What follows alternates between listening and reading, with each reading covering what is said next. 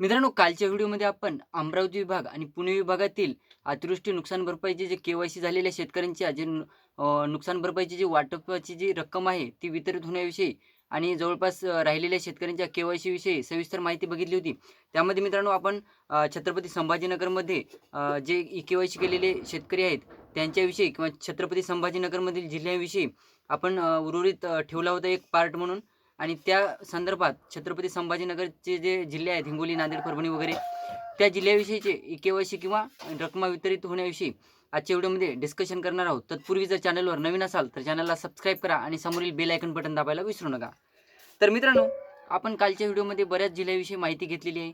तर आपण एक टॉपिक ठेवला होता तो म्हणजे छत्रपती संभाजीनगर विभागाबाबत. तर छत्रपती संभाजीनगर विभागात किंवा छत्रपती संभाजीनगर जिल्ह्यात म्हटलं तरी चालेल, बऱ्याच शेतकऱ्यांच्या के-वाय-सी झालेल्या आहे. जवळपास 2.5 लाख शेतकरी छत्रपती संभाजीनगर जिल्ह्यातून होते. त्यामध्ये बऱ्याच शेतकऱ्यांच्या के-वाय-सी झालेल्या होत्या. जवळपास 20 ते 25 हजार शेतकऱ्यांच्या खात्यावर रकमा देखील जमा झालेल्या होत्या.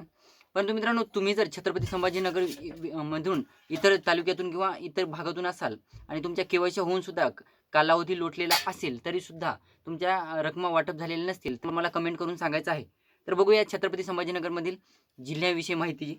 तर मग मित्रांनो, छत्रपती संभाजीनगरमध्ये जवळपास 4,83,883 टोटल लाभार्थी आहेत छत्रपती संभाजीनगर विभागात.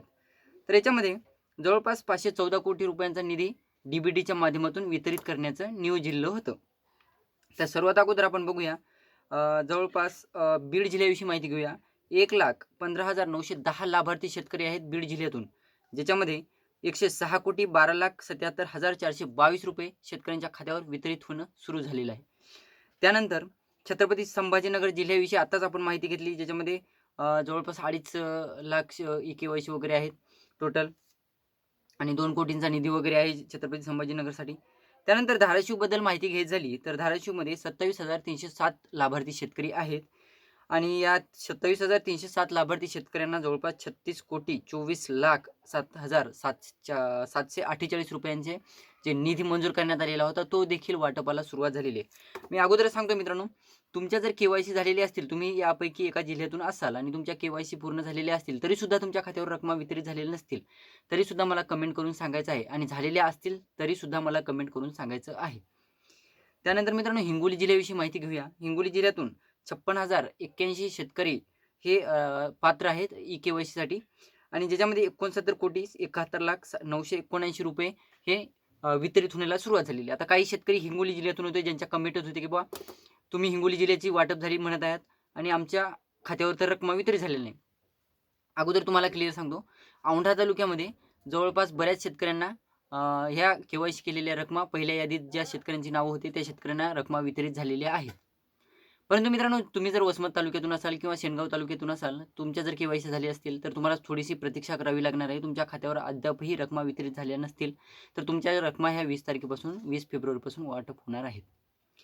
त्यानंतर जालना जिल्ह्याविषयी माहिती घ्यायची झाली तर जालना जिल्ह्यामध्ये 8,245 शेतकऱ्यांना जवळपास 10,74,76,397 रुपयांचा निधी वाटपाला सुरुवात झालेली आहे. जालना जिल्ह्यातून सुद्धा काही शेतकरी होते जे म्हणत आहेत की बाबा आमच्या रकमा अजून वाटप झाल्या नाहीत. मग असं नाही मित्रांनो की तुमच्या रकमा वाटप झाल्या नाही म्हणजे जिल्ह्यात कुठेच रकमा वाटप झालेल्या नाहीत.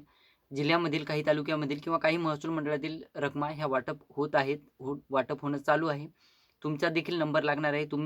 तुम्ही जर डी-बी-टी चेक केलं नसेल किंवा तुमचं खात्यात चेक केलेलं नसेल ते सुद्धा करून घेऊ शकता तुम्ही. जर तुमच्या के-वाय-सी होऊन 20 ते 25 दिवसाचा कालावधी लोटलेला असेल तर तुम्ही तुमच्या अकाउंट चेक करायचे आहे. तुमच्या रकमा देखील तुमच्या खात्यावर येऊन पडलेल्या असू शकतात. ही होती छत्रपती संभाजीनगरविषयी माहिती मित्रांनो. छत्रपती संभाजीनगरच्या विभागाबाबत म्हणा किंवा जिल्ह्याविषयी म्हणा आपण बरीच माहिती घेतलेली आहे. तर पुढच्या व्हिडिओमध्ये आपण तुमचा जर या व्यतिरिक्त जिल्हा असेल आणि तुमच्या रकमा वाटप झालेली नसेल ते सुद्धा मला कमेंट करून सांगा, जेणेकरून पुढच्या व्हिडिओमध्ये मी तुमच्या तालुक्यावाईज किंवा तुमच्या गावावाईज मी तुम्हाला सविस्तर व्हिडिओ बनवून देईल.